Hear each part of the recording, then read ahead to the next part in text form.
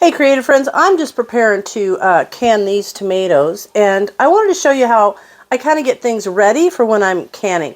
Now I need to wash all these tomatoes. I was able to get these really great looking tomatoes, so I just can't let them go, and I'm going to can those.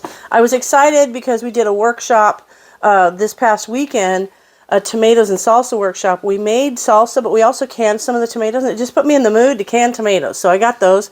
I'm just showing you how I prepare. So I know that I'm going to have to blanch, and then I'm actually going to blanch them to get the peels off. So I've got my stove all set up. I've got this ready for boiling water to drop them in for 30 seconds. This is going to have ice water in it, so I can just move them with this in there. And here I've got my little knife so I can easily peel them and then put the peeled tomatoes in there. This will be gone, so I can just move everything over here to my counter where I usually work. I've got my kitchen counter spray that of course I'm going to spray everything off with. I've got my lemon juice ready. I've got my little measuring spoon so that I'll have the right amount of lemon juice. Got my reference. And I'm going to be doing a lot, so I have all my lids in this cute little pitcher. That way I can fill it up and not worry about having to refill. Also, I have this doodad that I made years and years ago out of a hanger.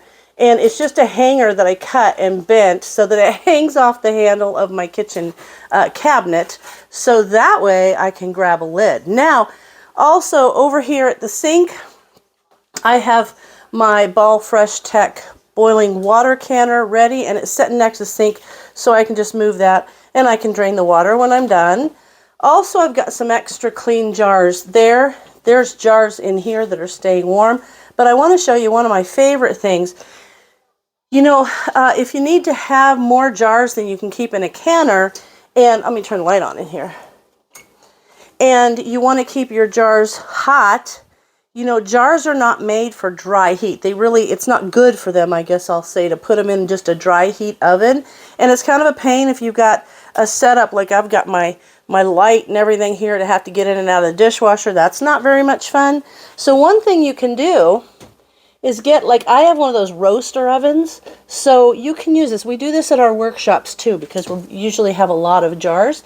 So you put the jars in there, put some water in the jars and fill that, just a couple of inches deep with water. And then you can set your oven at just keep warm. I've got mine at like 170, so that'll keep those just right so that I can can with them. And then I can take the ones off the counter and replace them as my day goes on. So here we have set up, ready. There's all the things I need for my jarring up. And here, after I do a few more things, I'll have everything set up to can. So it's just like assembly line. So there you have it. I got to go wash me some tomatoes, and we're going to can some. And as always, thanks for watching, and I'll see you in my next video.